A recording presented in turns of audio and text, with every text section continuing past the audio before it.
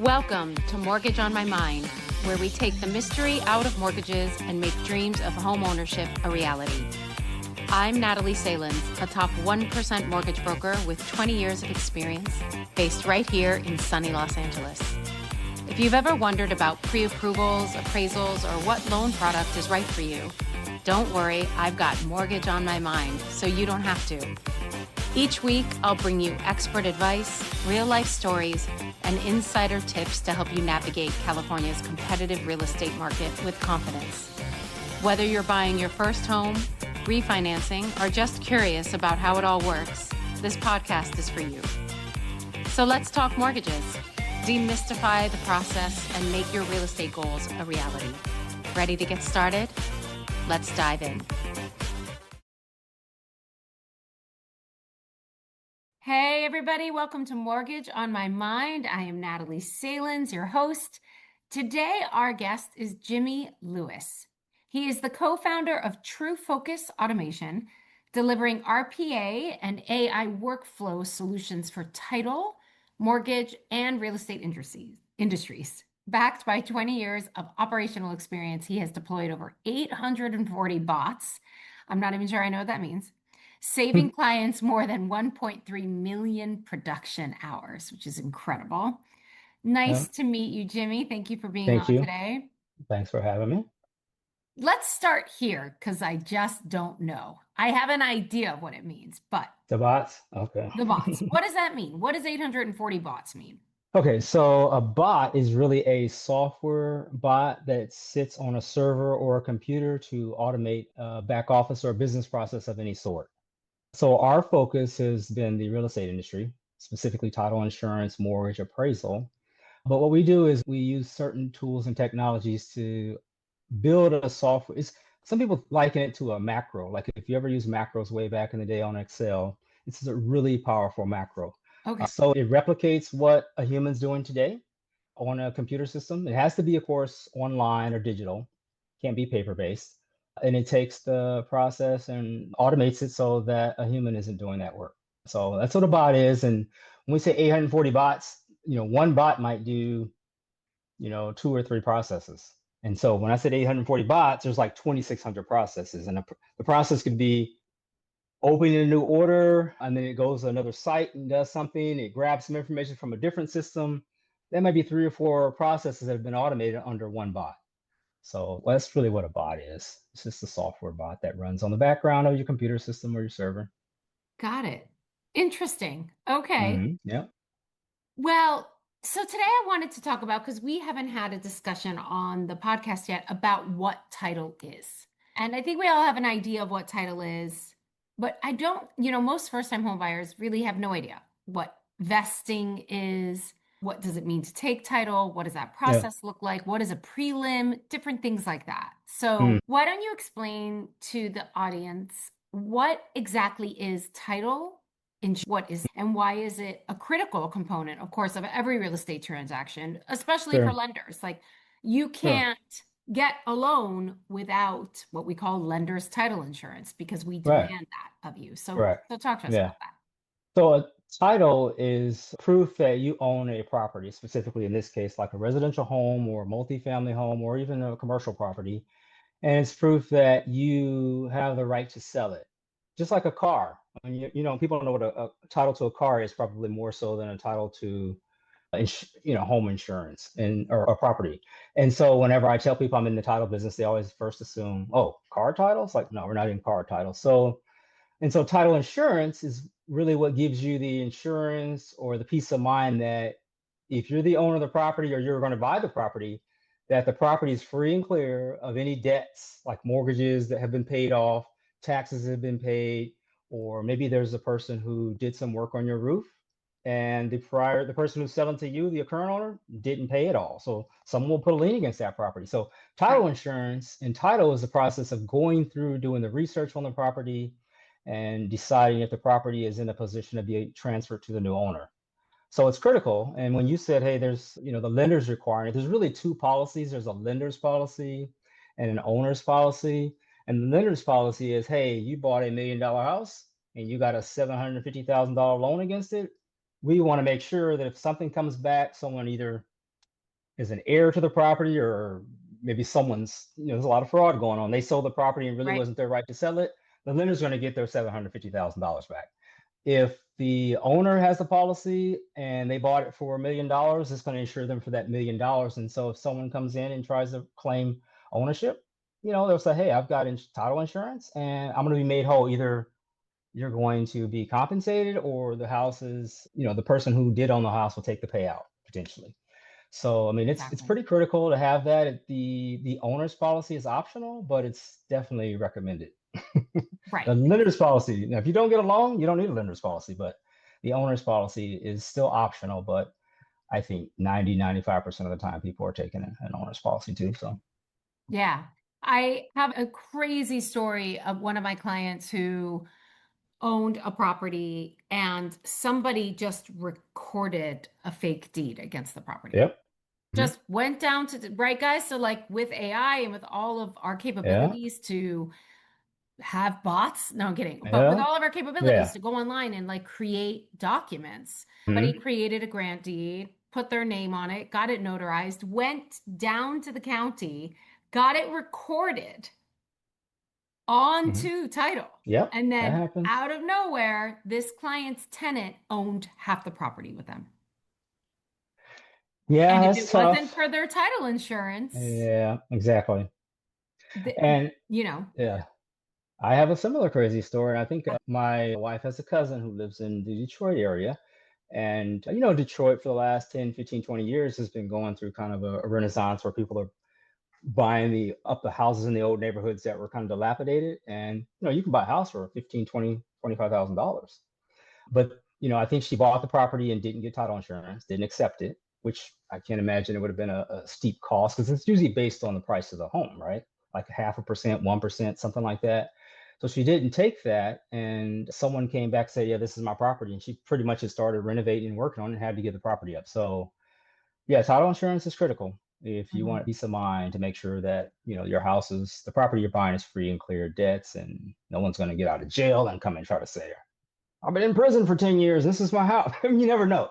I mean, that's totally. happened in certain countries. Maybe not here so much, but I know it happens around the world. It certainly can. It's scary, Mhm. scary stuff. It just basically Yeah. protects you as the owner, right? Yes. Yeah, absolutely. And why don't you explain a little bit about what vesting means? Well, vesting is, again, it's important because how are you buying the property or whose name is it in? Like, for instance, my dad passed a couple years ago and there's 10 of us siblings who were splitting his assets, right? And so it's vested in his name, but it's in the LLC he had it in. So we had to get, basically permission for the LLC for my oldest sister to be the fiduciary or I can't remember the term off the top of my head, but she's basically running it for the estate. It's just like a husband and wife buying property. So are they buying it together or is the husband just going to buy it? Certain states, you got to have both spouses on there. It could be Hmm. multiple family members. So vesting is how was the property vested or who was the ownership or how's it going to be relayed? Like who's the owner of the property? And I want to know who it is. Is it just Jimmy or is it Jimmy and his wife, Jimmy and his kids, whatever it may be? That's what What's the the vesting means. ownership and the ownership Yep. percentage and all of that? Yeah. Exactly. Yeah. So, with that said, do you find that most married couples take as joint tenants? Yeah. Yeah, they Well, do. And it's, right? well, I would say they do, but I think, like I said, in some states, like even if the spouse isn't on there, they still are entitled to, see, they may not be on the loan, but they tend to be required to be put on the vesting of the deed of the property. Right. We And can like I have live in, one person on the loan and 10 yeah, people on the property, exactly. or 10 people on Or the prop loan and one person on the property, if right? that's so, That if takes so you ownership. choose. Yeah, Yeah, absolutely. exactly. Exactly. But Hmm. joint tenants, just for everybody out there, normally Hmm. that means that, and the reason spouses do it that way is because normally it means that if, God forbid, one person dies, Passes away. Yep. the rest The other of the person equity in the property just immediately passes to that passes. other person. So Yeah. then they own it 100%.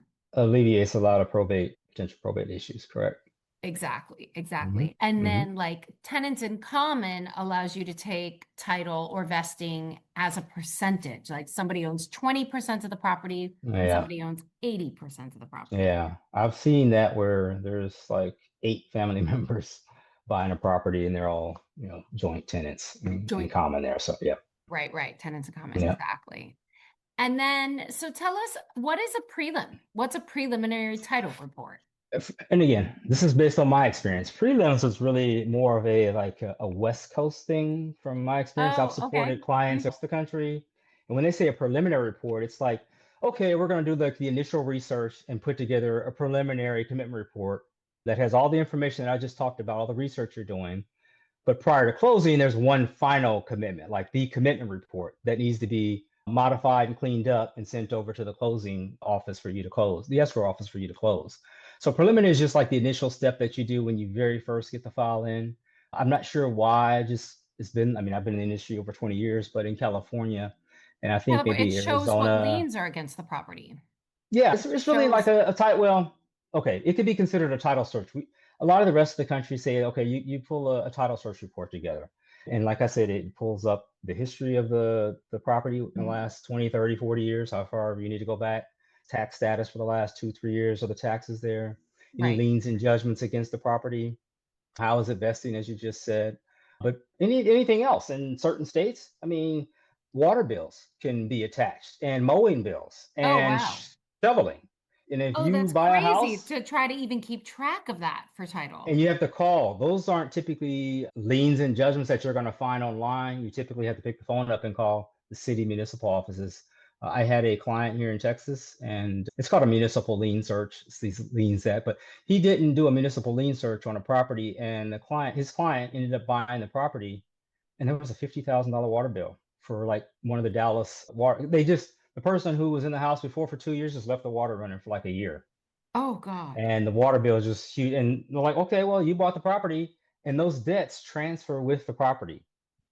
Like, and so, for instance, like an Yeah, I guess if IRS it's debt, on title, that transfers with the it's on property. title. 'Cause- Yeah, yeah. there could be some debts that don't transfer, like maybe like an IRS debt.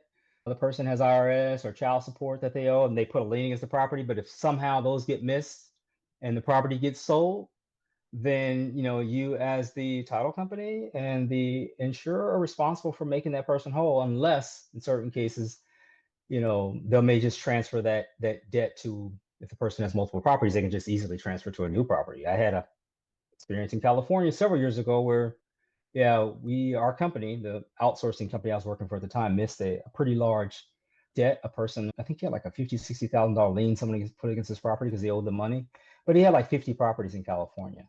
And so the company I worked for had to make the insurance company whole. And then they applied the lien to the next property. And the next time he sold the property, they took those funds and they reimbursed the company that I was working for at the time.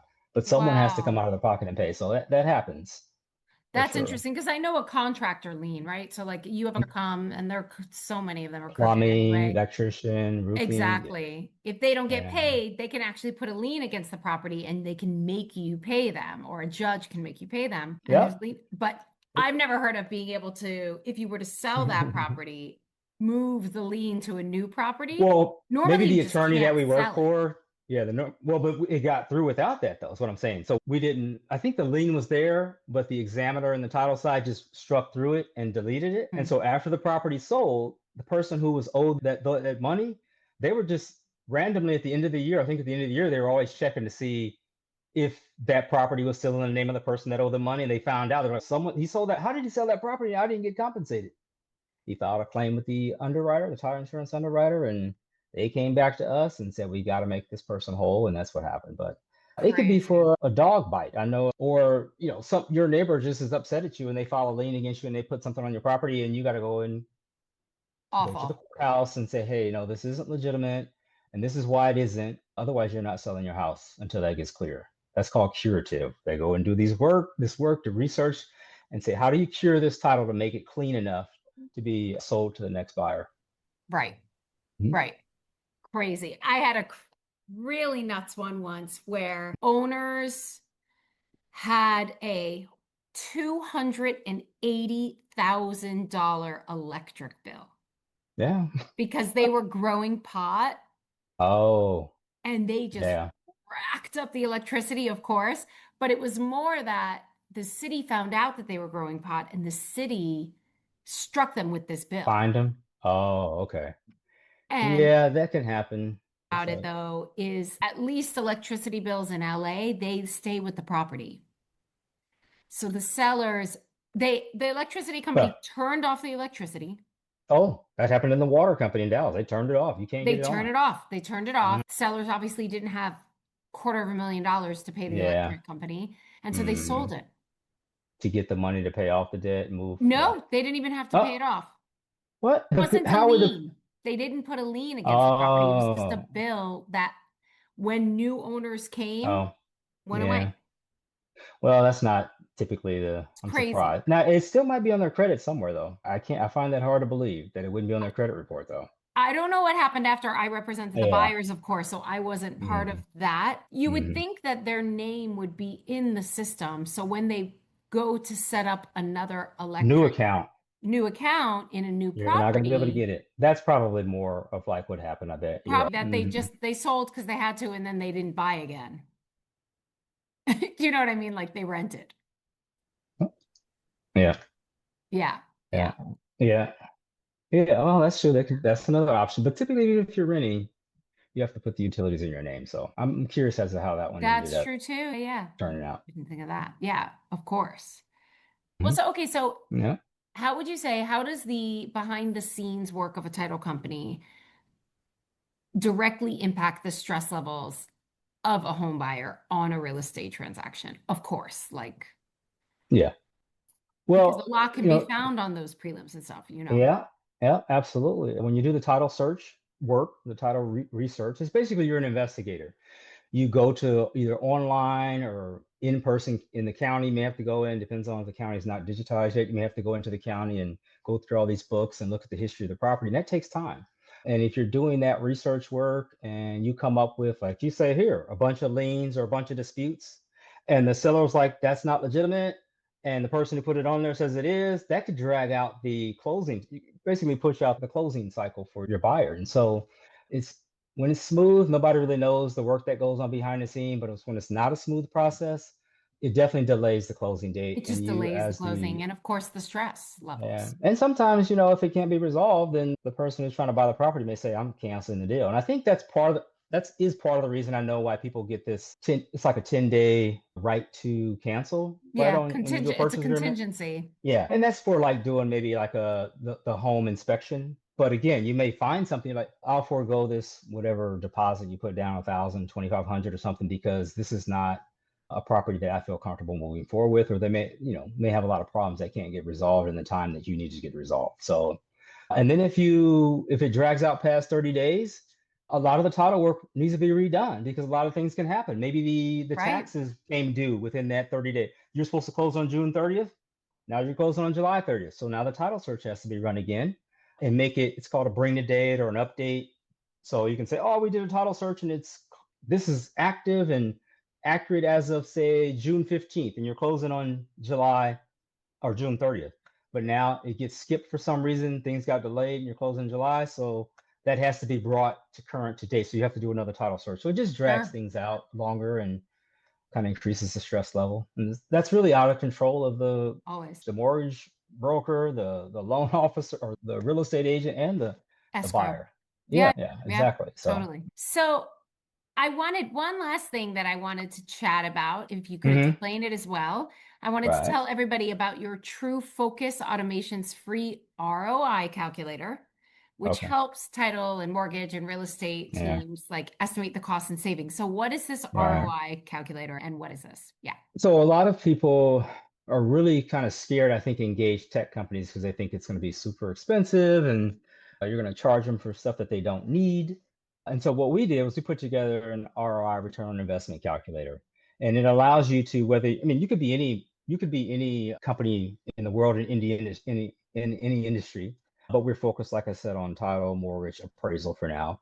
And what you do is you say, okay, I have a process that I think is ideal for automation, whether it's manual, repetitive, it's a very mature process. It doesn't have a lot of different variations in the outcomes, and it's time consuming. People are dragging and dropping files and doing research and data entry. And one of the key things to know is if you've got someone using 2 or 3 monitors, they're probably using 2 or 3 monitors for a reason, right? They're moving, things around. If they had one monitor, then it's probably a fairly straightforward process. But anyway, the Sure. ROI calculator will allow them to put in, hey, how many resources do I have doing this work today? How much am I paying those people to do that job. And typically we do an all-in. So it's called a fully loaded. So basically you say, I pay them $25 an hour, but it's really $32 an hour when you include vacation, benefits, taxes, all that. That's a fully loaded cost. You say, okay, I've got two resources. They're paid $64,000 a year. It's costing me this amount of money. How much is it going to cost me to automate this process, Jimmy and team? We tell you how much it's going to cost you to Nice. automate. You fill in the forms on there, and you can typically get, if you're a decent sized company doing some volume, I mean, you're seeing your return on your investment within like 3 to 6 months, sometimes a couple of months.